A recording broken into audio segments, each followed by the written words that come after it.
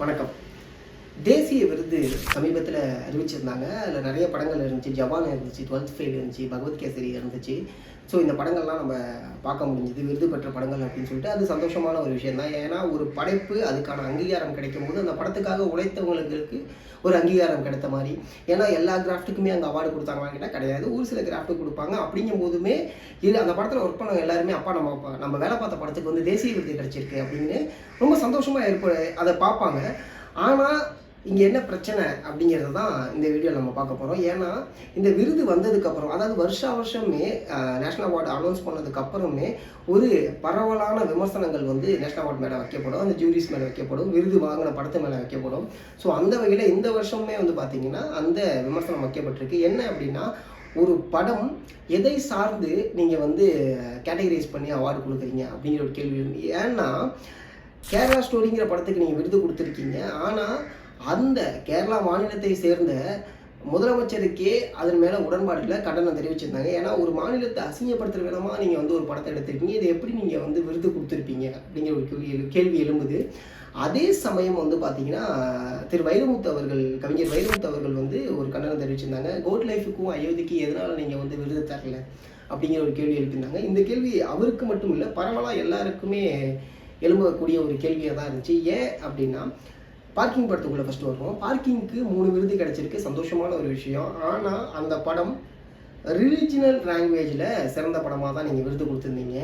ஏன் இந்திய லெவலில் தேசிய விருது படக்கூடிய படமாக இல்லை அப்படிங்கிற ஒரு கேள்வி எழுமணிச்சு. ஏன் அப்படின்னா, அந்த படம் இது வரைக்கும் பார்க்காத ஒரு கதைக்களம் சார்ந்த ஒரு படமாக இருந்துச்சு. அந்த படத்துக்கு தந்துக்கலாமே அப்படிங்கிற ஒரு கேள்வி எழுந்துச்சு. அதை தாண்டி ஜவான் படத்துக்கு சிறந்த நடிகருக்கான தேசிய விருது கொடுத்துருந்தீங்க. ஆனால் 12th ஃபெயில் நடித்த ஹீரோக்கு ஏன் தரல அப்படிங்கிற ஒரு கேள்வியுமே இங்கே முன்னாடி வந்து நின்றுச்சு. ஏன்னா இங்கே ஒரு தரப்பை சார்ந்தவர்களை மட்டுமே கொண்டாடக்கூடிய விருதாக இருக்கா இந்த விருது அப்படிங்கிற ஒரு கேள்வி தான் பரவலாக எல்லாருமே கேட்டுட்டு இருக்கக்கூடிய ஒரு விஷயமா இருந்துச்சு. ஏன்னா கோட் லைஃப் படத்தில் பிருத்திவிராஜ் அவர்கள் நடித்த நடிப்பு இருக்குங்கிறது ரொம்ப கஷ்டமான ஒரு நடிப்பு தான். உடலை வருத்தி நடிச்சுக்கிட்டாரு. அப்பா உடலை ஏற்றி இறக்கிட்டா போதுமாப்பா, அதுவே சிறந்த நடிப்பா அப்படின்னு கேட்டால் அப்படி நான் சொல்ல வரல. ஆனால் படம் ஆரம்பிச்சிலேருந்து முடிகிற வரைக்கும் அவர் எந்த அளவுக்கு நடிப்பை வெளிப்படுத்தியிருந்தார், எந்த அளவுக்கு உள்வாங்கியிருந்தார் அந்த கதாபாத்திரத்தை அப்படின்னு பார்த்தாகணும். கதைக்களத்தில் பல பேருக்கு விமர்சனம் இருந்தாலுமே அவருடைய நடிப்பில் யாருக்குமே எந்த ஒரு விமர்சனமும் வரல. ஏன்னா ரொம்ப கஷ்டப்பட்டு நடிச்சிருந்தாருப்பா, இவருக்கு கன்ஃபார்ம் அவார்டு கிடைக்கும் அப்படிங்கிற இந்த கன்ஃபார்ம் அவார்டு கிடைக்கும் அப்படிங்கிற வார்த்தை வந்து அந்த படத்துக்கு அதிகமாக விழுந்துக்கிட்டே இருந்துச்சு.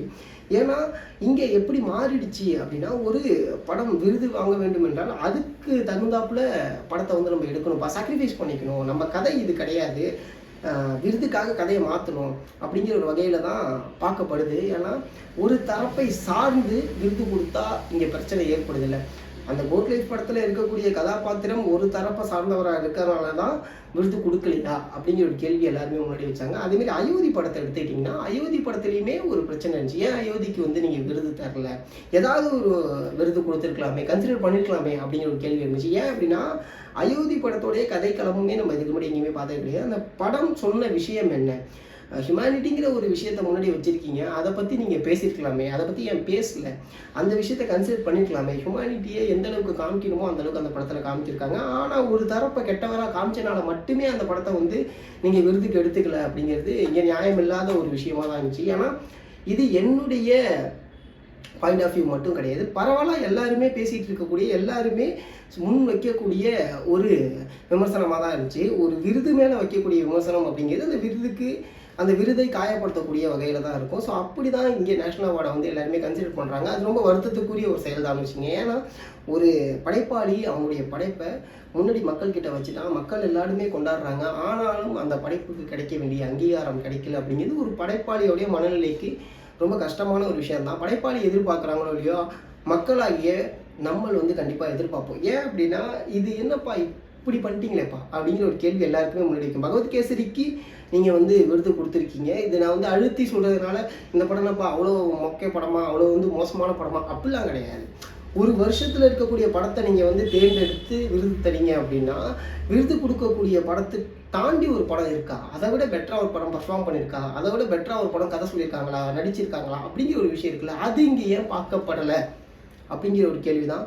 நான் சொன்ன மாதிரி கோட் லைஃப்பில் ஒரு தரப்பை சார்ந்த கதாநாயகனாக இருக்கிறதுனாலையோ, இல்லை இங்கே ஹியூமனிட்டி பேசக்கூடிய அயோத்தி படத்தில் ஹீரோ ஒரு தரப்பை சார்ந்தவராக இருக்கா. அவர் வந்து படம் முழுக்க எங்கேயுமே நான் இந்த தரப்பை சார்ந்தவர்னு சொன்னதே கிடையாது. கடைசியாக அவருடைய பேரை தான் சொல்லுவார். அதன் மூலியமாக நம்ம உள்வாங்கிக்கிறது தான் வச்சுங்களேன். ஆனால் அப்பயுமே அவர் வந்து நான் இந்த தரப்பை சார்ந்தவன் அப்படின்னு சொல்லிட்டு முன்னிறுத்திக்கல. யாராக இருந்தாலும் எந்த தரப்பாக இருந்தாலும் ஹியூமனிட்டிக்கு ஒரு விஷயத்தை நம்ம பேசி தான் ஆகணும் அப்படின்னு சொன்ன படம் தான். ஸோ இந்த படத்துக்கு ஏன் விருது தரல அப்படிங்கிற ஒரு கேள்வி தான் எல்லாருக்கிட்டையும் எழுந்துச்சு. இப்படி தொடர்ச்சியாக இந்த விமர்சனம் வந்து வச்சுக்கிட்டே இருக்காங்க. ஒரு தரப்பை கொண்டாடக்கூடிய விருதாக மாறுது. இது வந்து படைப்பை கொண்டாடக்கூடிய விருதாக இல்லை.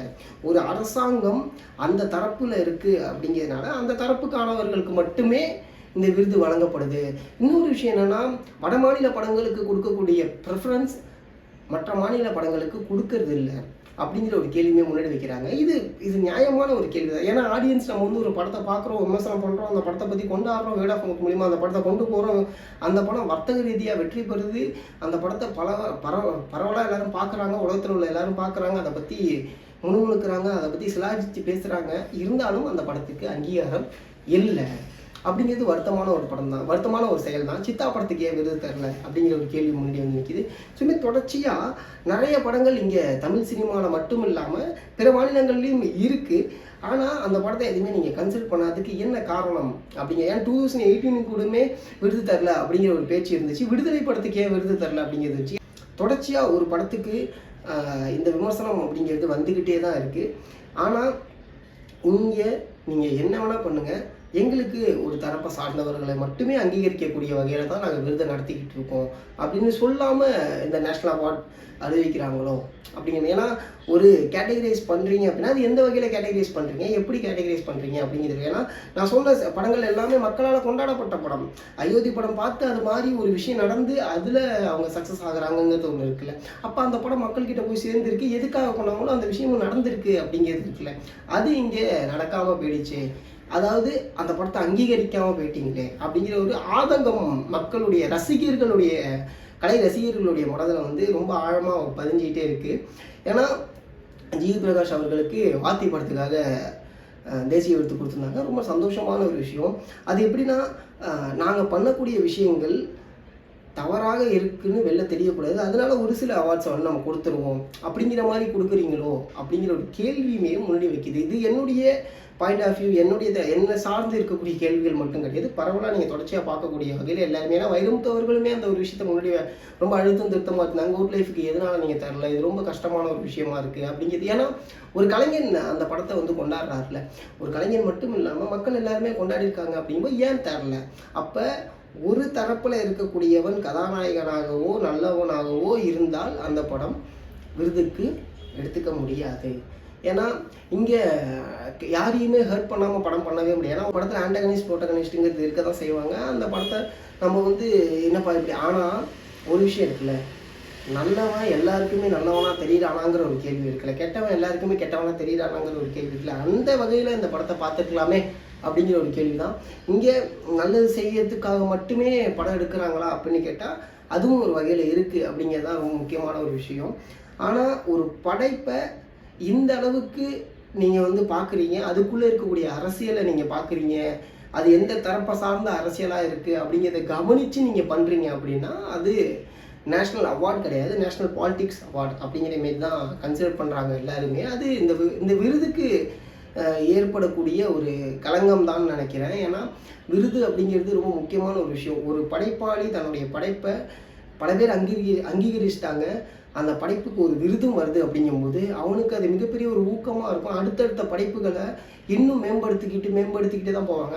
ஆனால் இனிமே எப்படி மாறிடும் அப்படின்னா, மேபி அதாவது விருதுக்காக ஆசைப்படுறவங்க மேபி இப்படி மாறுது, ஆகா இந்த மாதிரியான சீக்வன்ஸ்லாம் வச்சா நம்மளுக்கு விருது கிடைக்காது, இது நல்லா இருக்குது, இது சரியாக இருக்குது, இது ஆர்கானிக்காக இருந்தாலுமே இது விருதுக்கு போகாது, ஸோ அதெல்லாம் எடுத்துருவோம்ப்பா அப்படிங்கிற மாரி மாறுறதுக்கான விஷயங்கள் இருக்கும். இதை பற்றி உங்களுக்கு தெரிஞ்ச விஷயங்களை நீங்கள் ஷேர் பண்ணுங்கள். நான் சொன்னதில் சரி அப்படின்னா அதையுமே கமெண்ட் செக்ஷனில் கமெண்ட் பண்ணுங்கள். இல்லை நீங்கள் சொல்கிறது தவறு அப்படின்னா அதையுமே கமெண்ட் செக்ஷனில் சொல்லுங்கள். Thank you so much.